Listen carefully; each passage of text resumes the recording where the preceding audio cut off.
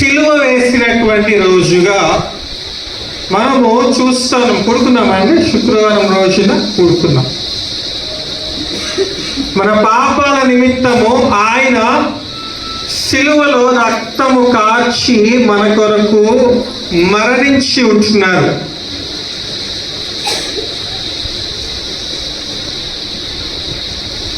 మరణించినటువంటి యేసు ప్రభు ఆయన చెప్పినటువంటి రీతిగా, లేఖనాలు స్పష్టం చేసినటువంటి రీతిగా, ప్రవచనాలు నెరవేర్చినటువంటి రీతిగా మూడవ రోజు ఆయన తిరిగి లేస్తాను అన్నటువంటి మాట రుజువు చేయడానికి ఈ రోజున పునరుత్థాన దినము అని చెప్పేసి మనం పిలుచుకుంటా ఉంటున్నాం. ఎంతమంది యేసు ప్రభు మూడవ రోజున తిరిగి లేచాడు అని చెప్పి నమ్ముతారు? అందరూ నమ్ముతున్నారు. ఎవరికి డౌట్ లేదా? ఎవరికి లేదా? చూద్దాం ఈ రోజున ఎంతమంది నమ్ముతారు ఆ మాట. మొదటి దిన వృత్తాంతముల గ్రంథము, మొదటి దిన వృత్తాంతముల గ్రంథము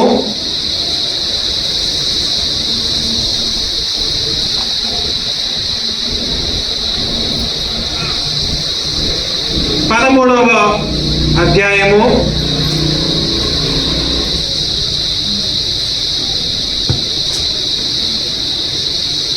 1 దిన వృత్తాంతముల గ్రంథము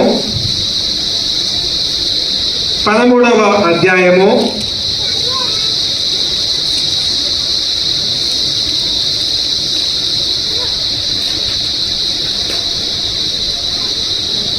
6వ వచనం నుండి చదువుకుందాం. చాలా జాగ్రత్తగా 6వ వచనం నుండి 14వ వచనం వరకు చదువుకుంటాం ఈ రోజున. కేరుబుల మధ్య నివాసము చేయు దేవుడైన యెహోవా, కేరుబుల మధ్య నివాసము చేయు దేవుడైనటువంటి యెహోవా నామము పెట్టబడిన ఆయన మందసము బాగా గమనించండి. చాలా స్లోగా వెళ్తాం ఈరోజు, పరిగెత్తాం ఇక్కడికి కూడా. హల్లెలూయా. మరి వాక్యము ఇంతకు మునుపు ఏ దైవజనుడైనా కానీ, ఏ సందర్భంలో అయినా కానీ మనతోటి ధ్యానించి ఉన్నప్పటికీ కూడా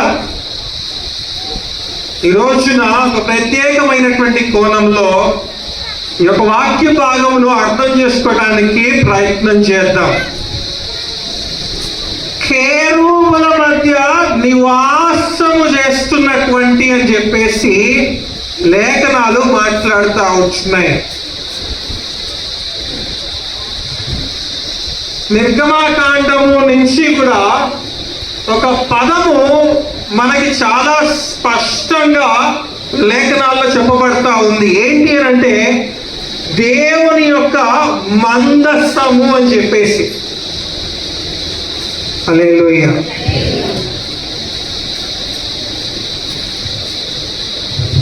పరిశుద్ధమైనటువంటి దేవుని యొక్క స్థలమును మందసముతో పోలుస్తూ ఉంటున్నారు పాత నిబంధన గ్రంథంలో. ఆ మందసం ఎలా ఉంటుంది అంటే, ఆ మందసంని ఒక చోటు నుండి ఇంకొక చోటికి మోసుకొని వెళ్ళేలాగా ఉంటుంది. ఒక పల్లకి చూసే ఉంటారు ఎప్పుడన్నా కానీ. రాజుల కాలంలో రాణులు ప్రయాణించేటువంటి వాహనము పల్లకి. ముందు ఒక ఇద్దరు, వెనకాల ఒక ఇద్దరు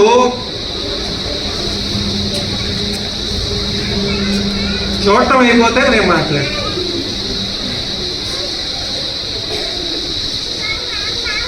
పల్లకిని ముందు ఇద్దరు, వెనకాల ఇద్దరు భుజము మీద మోసుకొని తీసుకొని వెళ్తా ఉంటున్నారు ఒక ప్లేస్ నుంచి ఇంకొక ప్లేస్కి, ఈ స్థలం నుండి ఇంకొక స్థలానికి. అదే మాదిరిగా ఈ మందసం అనే దాన్ని కూడా ముందు ఒక ఇద్దరు, వెనకాల ఒక ఇద్దరు భుజాల పైన మోసుకొని తీసుకొని వెళ్తా ఉంటారు.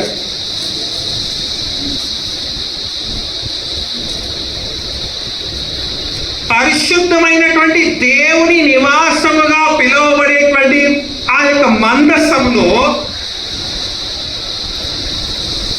రెండు విచిత్రమైనటువంటి ఆకారములో ఉండే పక్షుల మాదిరిగా ఉండేటువంటి జాతి కేరూబులు అంటారు.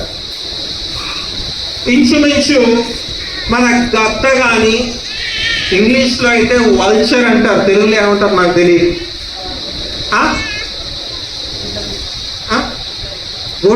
గుడ్లకు బట్టి అవులు అంటారు. వల్చర్ అనేది కొద్దిగా ముక్కు కొంచెం పెద్దగా ఉంటుంది, పెద్ద పెద్ద రెక్కలు ఉంటాయి. హల్లెలూయా. మరి ఆ జాతికి సంబంధించినటువంటి రీతిగా ఉండేటువంటి ఒక పక్షి ఆ మందసానికి ఇరువైపులా కూడా పైన వాటి రెక్కల కింద భద్రపరుస్తున్నట్టుగా ఇలా ఉంటుంది. రెక్కలు చాపి ఆ కింద ఉండేటువంటి దేవుని యొక్క మందసమును తన రెక్కల కింద భద్రపరుస్తున్నట్టుగా, కాపాడుతున్నట్టుగా ఒక కేరూబు ఇటు తిరిగి ఉంటుంది, ఇంకొక కేరూబు ఇటు తిరిగి ఉంటుంది. హల్లెలూయా. గమనించు, ఆ కేరూబులు ఈ కింద ఉంటున్నటువంటి దేవుని యొక్క ప్రశస్తమైన స్థలమును అవి భద్రపరుస్తూ ఉంటాయి. ఎవ్వరు కూడా, ఏ శక్తి కూడా, ఏ మనిషి కూడా దానిని తాకడానికి కానీ, ముట్టుకోవడానికి కానీ, దరిదాపుల్లోకి రావడానికి కానీ అవి రానివ్వకుండా చూసే మాదిరిగా, అవి నిజంవి కాదు, నిజంవి కాదు. ఆ పైన ఆకారం అలా ఉంటుంది.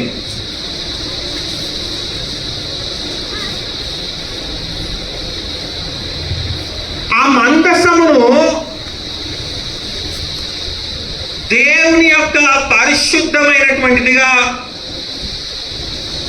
వారు చూసేటువంటిది. అక్కడ ఉన్నటువంటి రాజులే కానీ, రాజ్యాలే కానీ, మనుష్యులే కానీ, ఎవరైనా కానీ ఆ మందసము గనక నా దగ్గర ఉంది అని అంటే దేవుడు నాతో ఉన్నట్టుగా భావించుతాం. హల్లెలూయా. నాకు గమనించి అర్థం చేసుకోవడానికి ప్రయత్నించి, బైబిల్ ఉన్నాయి కదా, చూపించు, బైబిల్ చూపించు. హల్లెలూయా.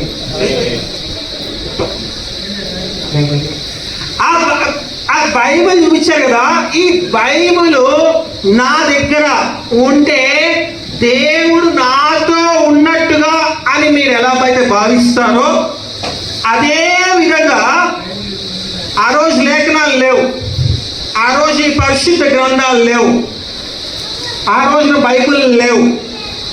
ఆ మందసము ఎవరి దగ్గర అయితే ఉందో దేవుడు నాతో ఉన్నట్టుగా వారు భావిస్తారు. హల్లెలూయా. గమనించి, మరి ఆ మందసము ఎవరి దగ్గర నుంచి ఎవరి దగ్గరికి వెళ్తుందో చూద్దాం ఇవాళ. హల్లెలూయా. చూద్దాం 6వ వచనము. కేరుబుల మధ్య నివాసం చేయి దేవుడైన యెహోవా నామము పెట్టబడిన, దేవుడైన యెహోవా నామము పెట్టబడిన ఆయన మందసమును యూదాలో నుండు. మెల్లగా చదవండి సార్ మేడం, మెల్లగా. నాకు అసలే ఇంగ్లీష్ మీడియం, తెలుగు రాదు. మెల్లగా. ఆయన మందస్సమును యూదాలో నుండి. ఎక్కడి నుంచి అంట? ఎక్కడి నుంచి? యూదయ. అదొక ప్రాంతం. హల్లెలూయా. బాగా గమనించండి. ఆ యొక్క ప్రాంతము నుండి, చదువుదామా, కిర్యత్యారీము అనబడిన ఆ, బాలా నుండి తీసుకొని వచ్చుటకై అతడును ఆ, ఇశ్రాయేలులందరూ ఆ. అచ్చటికి పోయిరి అచ్చటికి యూదయ ప్రాంతంలో ఉన్నటువంటి ఈ యొక్క దేవుని చేత లేదా దేవుని నామముగా పిలువబడేటువంటి మందసమును తీసుకొని రావడానికి వీరందరూ కూడా బయలుదేరి వెళ్తున్నారు, ఇజ్రాయేలు వాళ్ళతో పాటు. హల్లెలూయా. బాగా గమనించే మందసముని ఎంతమంది పట్టుకోగలుగుతారు? కానీ ఎవరెవరు వెళ్తున్నారు, ఎంతమంది వెళ్తున్నారంటే లోపల వందల వెళ్తా ఉంటున్నారు తీసుకొని రావడానికి. హల్లెలూయా. మనం కూడా అంతే కదా, పబ్లిక్ మీటింగ్స్ అనగానే చాలు, ఎప్పుడు రానటువంటి వారు కూడా, మందిరంలో కనబడినటువంటి వారు కూడా మా పబ్లిక్ మీటింగ్స్కి వచ్చేస్తూ ఉంటారు. క్రిస్మస్ పండగకి చూడండి, అసలు ఈ మాత్రం ప్లేస్ సరిపోదు అసలు మనకి. హల్లెలూయా. అటు పక్కన నుంచి ఉంటారు, వెనకాల నుంచి ఉంటారు, ఈ పక్కన ఎండలో నుంచి ఉంటారు. క్రిస్మస్ పండగ చేతిలో బైబిల్ ఉంటుందో లేదో తెలియదు కానీ మ్యాక్సిమం చికెన్ బట్టలు వేసుకొని వచ్చేస్తూ ఉంటాం. హల్లెలూయా. చేతిలో బైబిల్ ఉంటుందో తెలియదు, కనీసం మీరు బైబిల్ నన్ను పట్టుకొని వస్తున్నారు. మా దగ్గర అయితే బైబిల్ ఉండవు, అంతా మొబైల్.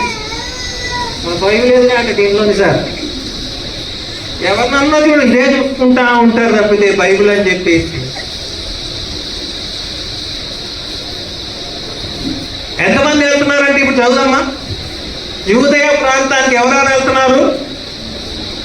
ఇశ్రాయేలులందరూ అచ్చటికి పోయిరి. ఇజ్రాయేలు అందరూ కూడా అక్కడికి వెళ్తున్నారు. హల్లెలూయా. చూద్దామా ఏం చేస్తున్నారు? వారు దేవుని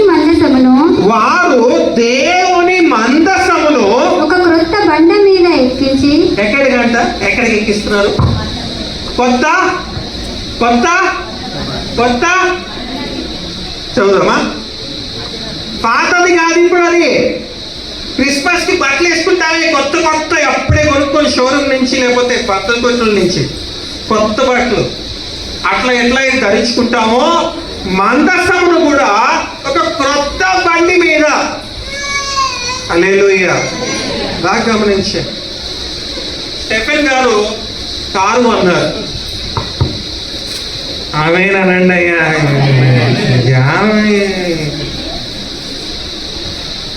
కొత్త బండి కొన్నారు, షోరూమ్ నుంచి ఇంటికి తీసుకొని వచ్చాడు. 4-5 సార్లు ధర్మారం నుండి చొప్పదండి వచ్చారు. 5వసారి తిరిగి వస్తుండగా కారు అయిపోయింది. హల్లెలూయా. ఇప్పుడు ఆమె అనమాటండి. హల్లెలూయా. 10 రోజులైంది కొని కొత్త కారు. హల్లెలూయా. బండి అయిపోయింది. ఎట్లా అనిపిస్తుంది ఆయనకి? హల్లెలూయా. బాగా గమని ఎట్లా అనిపిస్తుంది? కొత్త కారు 20 లక్షలు పెట్టి కొన్నాడు. ఆమెనండి. అయిపోయింది ఇప్పుడు అనమాట. హల్లెలూయా. ఎట్లా అనిపిస్తుంది? 20 లక్షలు పోసారు దీని మొకాన, అప్పుడే అయిపోయింది. హల్లెలూయా. బాగా మందస్థముని ఎక్కడ ఎక్కిస్తున్నారు ఇప్పుడు? చొప్పదండిలో కాదండి, కొత్త బండిలో. ఎక్కడ ఎక్కిస్తున్నారు? క్రొత్త బండిలో ఎక్కిస్తా ఉంటున్నారు. ఎక్కియాలంటే అమాంతంగా దానంతటి లేచి వస్తుందా?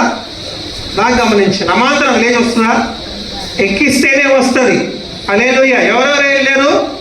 ఇజ్రాయేల్ వాళ్ళందరూ కూడా అక్కడికి వెళ్ళారు. బాగా గమనించండి.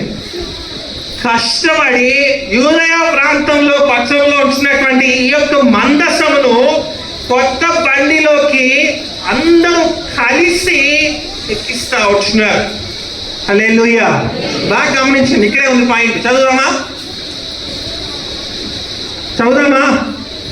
వారు దేవుని మందసమును ఒక క్రొత్త బండి మీద ఎక్కించి అభినాదాబు ఇంట నుండి తీసుకొని వచ్చి యూదయ ప్రాంతంలో ఒక వ్యక్తి పేరు ఆ గృహంలో ఉందంట, ఆయన దగ్గర ఉందంట.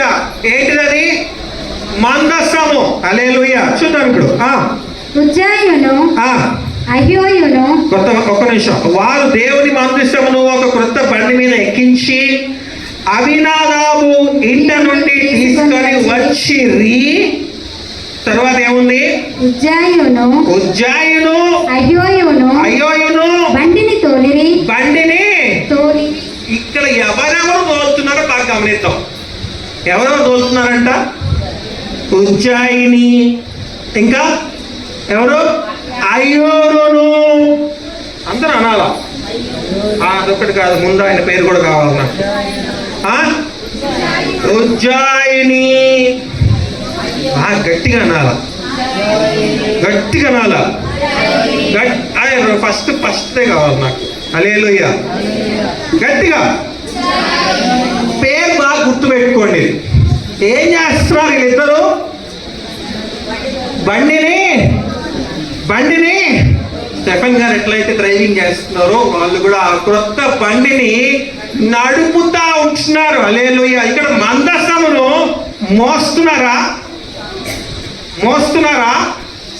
అసలు మందసం ఎలా తీసుకొని వెళ్ళాలి? మోసుకొని తీసుకొని వెళ్ళాలి. ఆ దేవుని యొక్క ప్రశస్తమైనటువంటి స్థలము, దేవుని పేరు పెట్టబడినటువంటిది. మోసుకొని తీసుకొని పోవలసినటువంటి మందసమును వీరు క్రొత్త బండి మీద ఎక్కించి దానిని తోలుకొని వెళ్తా ఉంటున్నారు. హల్లెలూయా. ఏందన్నా ఒక్కొక్క మాట 2 సార్లు 3 సార్లు ఏదో నత్తోళ్ళలో మాట్లాడుతున్నారు ఏందన్నా ఇంతగానో అనుకుంటా ఉంటారు కొంతమంది. అనుకొని పర్వాలేదు, నాకేం సంబంధం లేదు. మీకు అర్థం అవడం కావాలి. ఫస్ట్ అతని పేరేంటి? ఉజ్జాయని. ఆ యొక్క బండిని తోలుకొని వెళ్తా ఉంటున్నాడు. హల్లెలూయా. చూద్దామా ఏం జరుగుతుందో. ఉజ్జాయును అయ్యోయును బండిని తోలిరి దావీదును ఇశ్రాయేలులందరూ. హీరో గారు కూడా ఉన్నారండి. ఎవరు? ఇందాక అన్నాడు ఏంటి? దావీదుకున్నటువంటి విశ్వాసం మనకు కూడా ఉండాలి. హల్లెలూయా. హీరో గారు కూడా ఉన్నారు. దావీదు గారు కథ నడిపిస్తున్నటువంటి హీరో. హల్లెలూయా. అందరికీ పరిచయం ఉన్నటువంటి వ్యక్తే. హల్లెలూయా. హృదయానుసారుడు అని పిలిపించుకునేటువంటి దావీదు ఎన్నో కీర్తనలు రాశాడు పరిశుద్ధ దేవుని గురించి. యెహోవాని వెంబడబెట్టుకొని తన జీవితం ముందుకు సాగించినటువంటి దావీదు ప్రత్యేకమైనటువంటి సాంగత్యం కలిగినటువంటి దావీదు. ప్రతి చిన్న విషయంలో కూడా దేవుని యొక్క మాటతోటి ముందుకు అడుగు పెట్టేటువంటి దావీదు.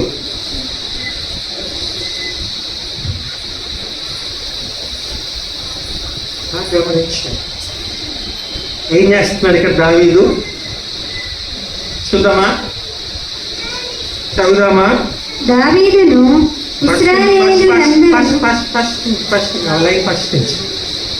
ఉజ్జాయును అయ్యోయును బండిని తోలిరి దావీదును ఇశ్రాయేలులందరూ తమ పూర్ణ శక్తితోను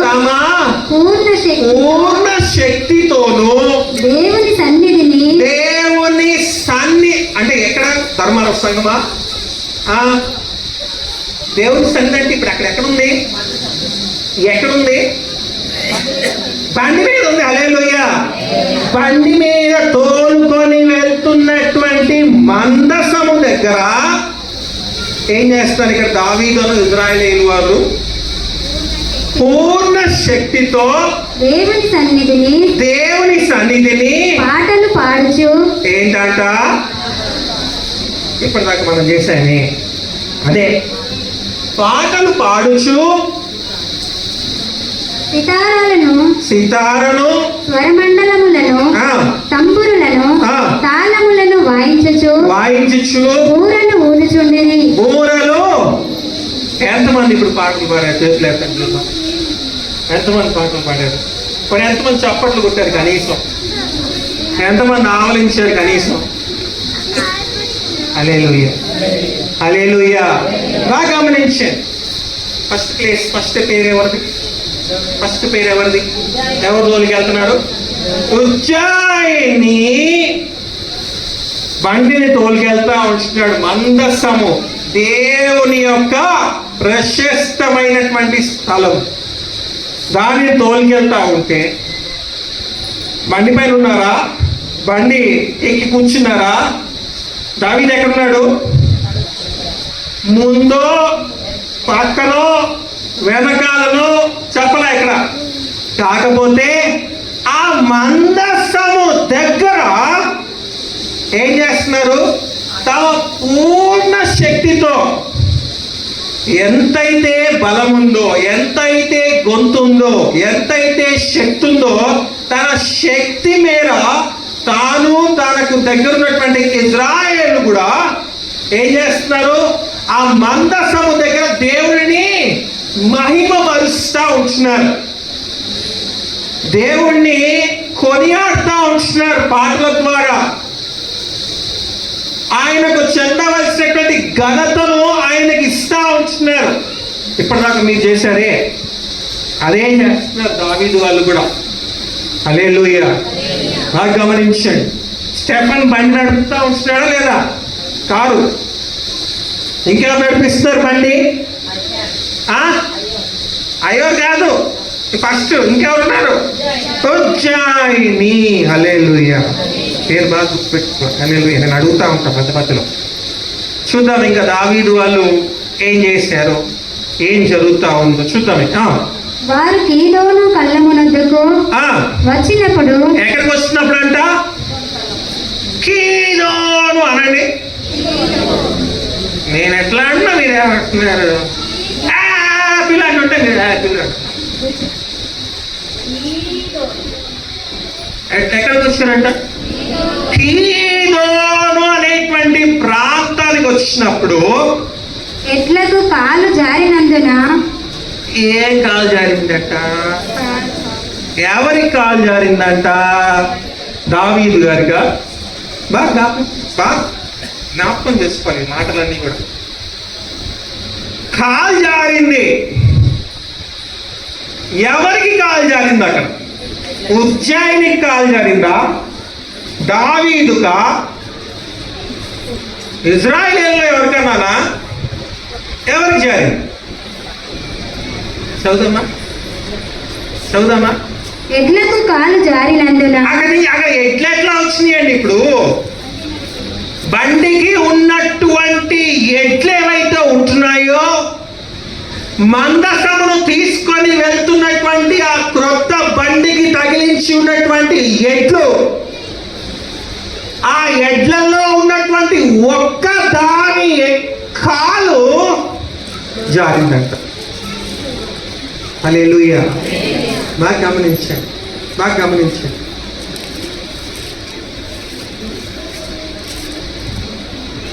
దేవుని యొక్క ప్రణాళిక ఏ విధముగా వారి మధ్య ముందుకు సాగుతా ఉందో గమనిద్దాం. హల్లెలూయా. కొంతమంది మందిరానికి వచ్చేటప్పుడు కూడా